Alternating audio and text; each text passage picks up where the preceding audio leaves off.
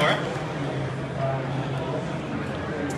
And up next, ready to go, I would love to welcome to the stage then to talk about the future of their privacy wallet and a look at the privacy implications of blockchain.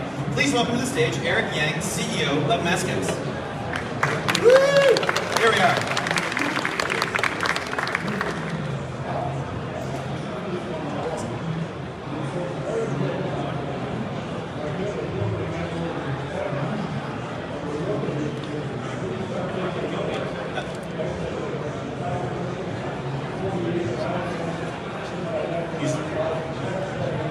Hello.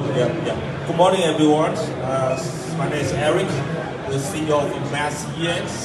So today I'm going to present the feature of a privacy wallet.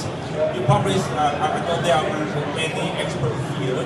Probably you are familiar with the digital wallet, but to be honest, personal data and the transactions go through the encryptions. And the privacy issue has become very important and then become emerging field. So today the topic is going to breaking down the three parts. The first part I'm going to talk about the security and privacy of blockchain, and the second one is how to balance the privacy and the transparency of the digital wallet. And the last one, probably you might know that it's a very powerful tool. That's zero knowledge proof how we can increase our privacy, alright? Yeah, that's about the very key features of the blockchain technology. So I'm not going to spend too much time on explaining each one. So probably everyone knows blockchain is very high technologies, and it's not easy, it can not be corrected, which is every node and on the network has its copy of the digital ledgers, and whenever you added any transactions, so every node needs to check it's verified, otherwise you can't change it. Right? And the second one is probably is very key concept of the blockchain. Right? It's decentralized. Right, so the decentralized means it doesn't have the government authority even for a single person and looking after the framework. Right, that's a very key concept of the blockchain. And the third one is indeed the blockchain can enhance our security. There's no doubt for it. Right, so it basically eliminates the idea and the need for the central authorities. No one can just, simply change any characteristics of the network, even for the personal and people's benefit. Alright, and the last one is distributed ledgers. That is very, the common use in terms of blockchains. So the fifth one is consensus. The every blockchains drive because the consensus. Alright, so it's very based on the consensus algorithms. Alright, the next one is about a faster settlement. I just give you a pretty easy example. If you want to, the transfer, the board of payment, that's probably you. By using the international transfer, probably you need to wait for a couple of days. When you use the digital wallet to transfer the asset, it can be done with a couple of minutes. All transactions will be dealt with on the chain. Right, that is the basic idea. Okay, for the security issues on the blockchain, I think that page is going to talk about very detailed about the DLT, how the data is dispatched in the blocks, and each block contains a transaction, blah blah blah. I'm not going to address this issue too much because the assessment should be dealt with the IBM or something. So that is very important thing. I think there's no doubt the security of blockchain, but we are not, the blockchain network are not immune to any cyber hacks and fraud. So it's actually, that is, for example, a very important scenario about the code exploitation, stolen key, even your employee computer hikes. That is quite happen, it happened, that we can see before, it happened in the past, a couple of years. So it's not 100%, immune to the cyber attack. All right, that's about the privacy and public key as a very key function, by using the digital wallet. That is very best ideas, how the privacy be used in the blockchain in terms of use the private public key. So that's very the key functions. Right. So I think I'm not going to address here too much. What I'm concerned is privacy issues of the blockchain. All right. So when the user information and the data is often stored, is handled or misused, and that's definitely causes a personal threat for the security. So you might know if you use the public address anytime to transfer your asset to someone, then definitely can be viewed on the chain. All the transactions are very transparent, so you can hide nothing.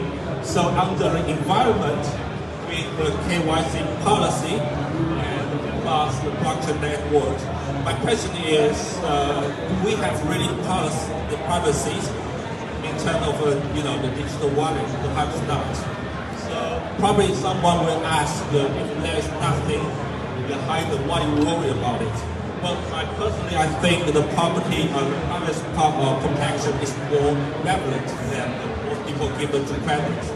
So the question is, it's like there are some ongoing debates for the questions. And should the digital wallet become transparent or private? Unfortunately, no one can answer it. We see in other regions address these issues in very different way. For example, very good example in China, the government take very strict policy to controlling money, digital wallet, even the money transfer. But in some countries, they talk very close policy to accept those transactions. So that's to be honest, that's very difficult. Find the correct balance for everyone needs in terms of cooperation, central bank, institutions, individuals, and it's probably the different positions might have different views. So my perspective for that is we probably need to have more conversations across all sectors, and the probably the conversations will be about how we can responsibly allow people to update and manage those transactions. And what I'm going to say, the second question is, do you want to really see your payment is visible? Perhaps not. I believe a lot of people do not want to see this. So we all do not necessary to see to want someone to see how we spend money on it. So as the personal data and the transaction in the digital world, the people have no idea how it will be used, right? So what piece of data should be shared with who? That's the key questions. So I believe if people do that, the public will revoke and withdraw the information they put. But unfortunately, there's no option to do that currently. So that is something we have to really pay attention to, right? So I think about the issues for this topic is about a choice, right? So we have to let the people have to have the choice and maintain the choice. And the people have to have the choice for the what levels of privacy there are, and for example, what kind of personal identity and transaction data I have to share. That's just two questions. Right, and I think there should be a way for the user to disclose or even contribute the investigations. In fact, everything, as long as you maintain the privacy. So I believe the go back to question to me how we balance the privacy and transparency of the digital wallet in the future.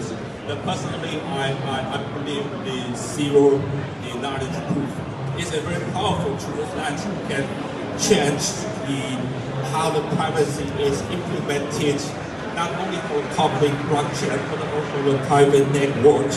So definitely, you just make a very simple statement by using yes or no without going into detail, right? And probably can allow the regulator or someone to do compliance check to do the right thing. But also, I believe everyone has have the responsibility to help the government to protect citizens, preventing from the torrential use, laundering, whatever we call it. So that is the very important issues. I believe that will be very more people sitting on the table to discuss these issues. All right, that is about I just give you a very basic idea about the zero knowledge proof because it's properly very sticks to the mathematics concept. All right, the zero knowledge proof is a way to do authentications without no valuable information are exchanged. So which just means those informations they can't be stolen. It's brilliant if you make your communication so secure, right? And you protect so no one can find out what your communication with what kind of data you share with whom, right? So this zero knowledge proof you can go some secret. I'm going to say something about the privacy, about the secrets. Privacy is something you don't want someone to know that. The secrecy, you don't want anyone to know something, right? That is the key difference. So the privacy that's exchange between the two parties, and they don't the exchange the information exchange is not it's have to meet the private requirement. So between these two parties, for example, Alice and Bob is easily convinced by Alice, right? Alice has a certain ability to do something, but Alice doesn't have to show something exactly to me. So the three conditions I want to mention are the objective. That is true, the concept of truth without any personal biases, and the responsibleness, which is being all the answers should be responsible. The third one is the most important one. The answer should be the zero knowledge, which means probably it's not useful for all the people. Right, that is very the classic simple case. How the people circulate the balls. Right, I'm not going to address you. I'm going to give everyone very classic case. Like a Sudoku case, that's probably everyone played this game before. When you're on the tube, in the underground, you can see a lot of people read the newspaper to play this kind of game.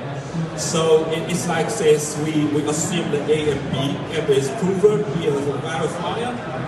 So if A indeed has a certain ability to finish this good game, so the A doesn't want to let B know how exactly he do it. So basically he just put all the numbers on the card and put on each in row and columns. Okay, that is the second picture is what the bee can see, because the bee is not able to see what kind of number for A to put on each card. And in this scenario, B just see like, okay, the sum of the card is folders, and the B is not able to see it. So the B this time can ask the B like, please, could you collect all the cards and either in row or in column collect all the cards into each bag, which is 9 bags in this scenario. So when the A how to show the B, he has the ability to finish this game. So very simple for A, just to take out all the cards from the bag. So you can obviously see each bag has all numbers from 1 to 9, which means yes, for A it definitely can be able to finish this game. But it doesn't show how exactly he put the exact number on each a certain row and a certain column. That's very interesting. So that's a very classic examples of by using zero proof knowledge. So that is the MaskEX. Is the other very famous example of how we explain the zero knowledge proof used. Right. So my conclusion is like, the blockchains by using encryptions and produces structures of the data and transaction with very high security. That's no problem, no doubt for it. But the blockchain network, even for digital wallet, we are not immune to cyber attack and fraud. So it's a very best to the topic of ESG. And the third one, my conclusion is, to be honest, it's really difficult to balance the transparency and the privacy. So I mean, to benefit the whole digital economy, we really need more conversation across what I mentioned many times, across all the department, institutions, central bank,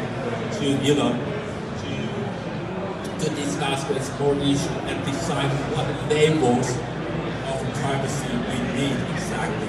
So that will be, this topic will come out very soon. I believe in the following, like 10 years. So probably the G20s, a big pushment on the CBDCs will focus on the mode of payment. So I believe, for like, there's a statistic like by 2027 that will be the 24 trillion US dollar under asset, under the digital asset, which is like 1 to 4 money supply will be the digital asset within 6 years. Right. So that's I have to say the digital asset is the future in the world. So and that's the 86% of central banks are providing their digital currencies. That's amazing, a very high ratio for central bank. So I believe the future is green, but we need more conversation to decide which privacy level we are. And that is about that's about the choice. The choice how we disclose the level of privacy. There is